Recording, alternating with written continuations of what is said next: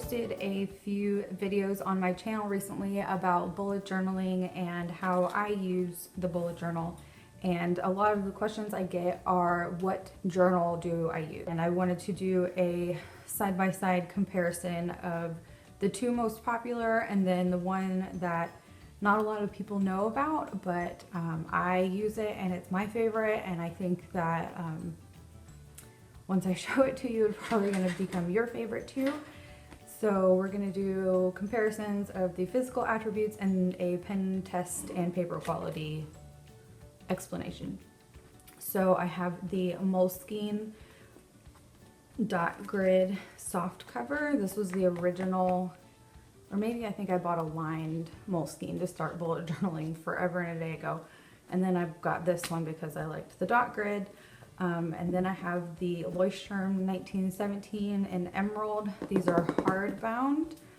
And I used this one for a little bit and then decided to go back to my other one. And this one is the Pauper Press Essentials A5 grid notebook. They only come in black, but I've covered mine with scrapbook paper and things like that. So we're just going to ignore that for right now. I am going to zoom in and show you each one by one. Okay, so this is the Moleskine. It is by far the most popular because you can basically go to any Target or Barnes & Noble, bookstore, anything like that, and buy a Moleskine. They're easy to come across. I don't know, they range between $15 and $20 depending on where you get them, and it's just something you can go out and pick up right now. So if you want to start today, this is probably going to be your best option. The grid line is soft cover. It feels like leather, but I'm not sure if it actually is leather. It has the title page and all that kind of stuff. So I did use this one for a while and then decided to try something else. So it's a slightly thinner in width than the A5. It is, let us see, 8 1/4 by about 5. And there are a fair amount of pages in it. I couldn't tell you exactly off the top of my head. It has the pocket in the back just about the same as everything else does. So that's good to know. And then let's go into the pen test. I tried to use the same pens with each notebook so you could kind of see. And I think the biggest telltale of a pen test is if you can see it through the page in front. So you can see, and let me make sure I am in frame. Slide up just a little bit. You can see that the pages on the Moleskine are very thin. If you don't mind ghosting and things like that, then this is fine for you. If you're impatient and don't want to order one offline and wait for a couple days, whatever, then you can use this. This personally does not work for me. I don't super mind ghosting, but I do mind bleeding and things like that. And I use watercolor, so light washes of watercolor and decorating and things like that. So this does not work for me. There is slight wrinkling of the pages. It's not super bad, but it's just not something I can handle. And then you can see on the back side, the watercolor bleeds, the ultrafine Sharpie bleeds, the Le Pen bleeds, which the pen really bleeds through just about any type of paper except for maybe cardstock. I have that for my art journaling purposes, but I always use that as a standard of like what bleeds and what doesn't. It always bleeds. So you can see that the standard ballpoint pens shadow, the gel pens shadow, the markers shadow, everything shadows, and sometimes things bleed. So if you want to use a standard ballpoint pen, there will be shadowing, but it's minimal, and if it doesn't bother you, you can get away with it. So that's the paper quality of that, and you can tell the pages, my desk is white, so you can tell the difference in the color that maybe you can. That the pages are more of an ivory, which is neither here nor there to me. I prefer more of a white, but that's what that is. So that's the Moleskine dot grid. And then we'll move on to the next one. This is the Leuchtturm. Make sure I'm in frame again. This is the Leuchtturm 1917. The good thing about these is they come in really, really nice colors. It's kind of what hooked me. They have like a whole rainbow of colors, and you can also order a pen loop to stick in the back that will match. And I explained this in one of my previous videos. This is the one that I tried, but as soon as I put watercolor on it, I kind of said, okay, we're done. If I can't put watercolor on the pages, I am not a happy girl. So, but then again, there are some people that don't use watercolor. This one has the nameplate in the front. It has the index, which we've discussed before. It is dot grid. And the pages are a little bit whiter than the Moleskine, but still more of like an ivory champagne color. And this is a true A5 size, so it is slightly whiter than the Moleskine. The pen test looks like this. Again, you can see through the next page. The pen test is here.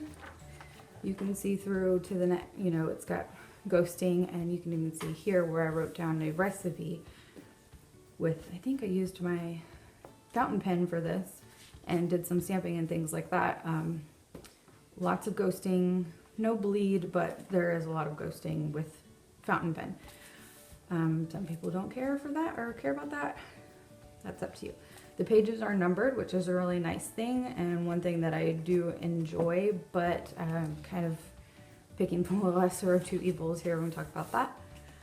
Here's the pen test again starting with standard roller balls, moving into gels and more markers and things like that, and then the watercolor test. The Leuchtturm has a lot more of a issue with watercolor, and I will show you, let me see, here's the page that I did. Can you see the wrinkle in that page, in those two pages? That's because I watercolored on them, and it's wrinkled so bad right here that I probably couldn't even write over that without making a mess out of my handwriting, which was already a mess to begin with, so I don't need any help with that. The pen test, the Le Pen is always at the bottom. It always bleeds. The Sharpie pen is fine. There's minimal bleeding. Maybe if you don't push so hard, whatever, you might be able to get away with that. But everything else is generally pretty good. The fountain pens work really well. They don't feather.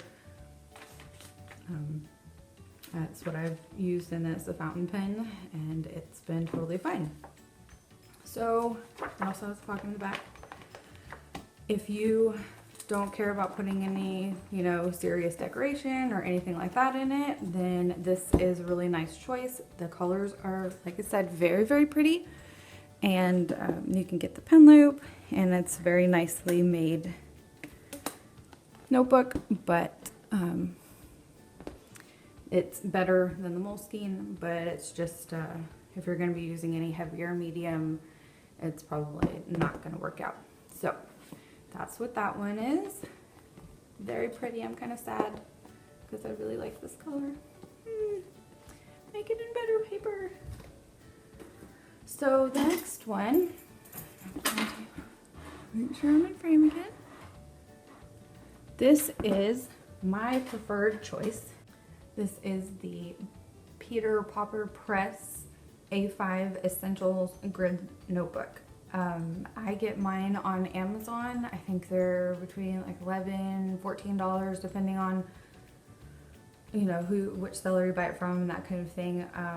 Because I have Amazon Prime, I get it in 2 days and it's really nice. You can also order it directly from their website, and I think some stores may carry them. I've not seen them in Barnes & Noble, but maybe eventually they will. It is an A5. It only comes in black hardcover for the gridded version. I have covered mine with some scrapbook paper, because I like something a little bit more fancy. So don't let that distract you. It is black. You will get a black one, and then you can do whatever you want with it from there, and that's just about it. So let's open it up.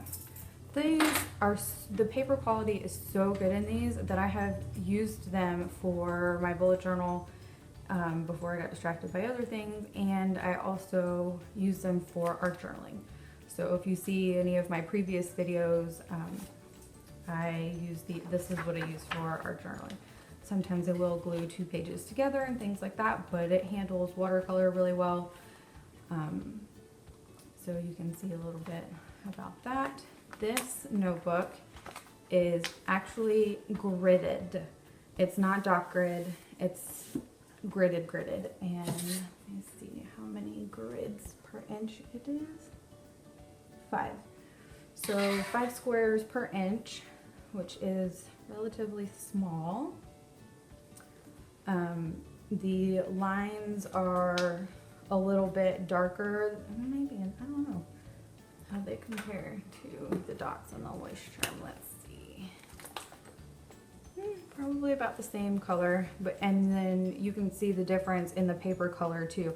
The Pauper press is whiter. It's not true like bright white, but it is white as compared to the champagne ivory color of the Moleskine. You had your turn, go back. So this is the A5 as well. Some of these pages I have glued together back to back, but I don't know if you can hear the difference in the thickness of the paper. It is thicker. And it also has the back pocket, which is always a good thing to have. So you can see Pauper press. And then I will show you the pen test. See, I paint it on these pages and they are totally fine. And then here's the pen test, and you can see how little of it you can see on the next page. I mean, I don't even think I could read that. It's very minimal see-through on the page in front of it. So that kind of is a good indicator of how good or how thick the paper is, and then the pen test on the back side. Let's see, the Sharpie Ultra Fine bled through in certain places. My fountain pen bleeds through in certain places. I'm not one of those, I'm not a die-hard fountain pen person, so I actually prefer this little gel crown pen. I don't know, it's just super black, and I write really, really nice with it. So, and that is somewhere here. And like I said, there's very minimal ghosting, and then the standard offenders as far as bleeding, Sharpies, fountain pens, and the Le Pen, they do bleed through, but those are not something that I use all the time in my bullet journal. So you can see I like this one the best. I think not a lot of people know about it, and I'm probably gonna order 5 before I even release this video, because they are kind of the underdog. Not a lot of people know that they make a notebook in a grid. Not a lot of people know about it, and the paper quality is by far better, in my opinion, than the Moleskine and the Moleskine. So I would say go with this if you want heavier medium. If you don't, then use the other kind, but this is my choice. So there it is, all 3 notebooks. And if you have any questions, let me know. And if this has helped you make a choice, leave me a comment. I want to hear what you guys are using. So that's about it.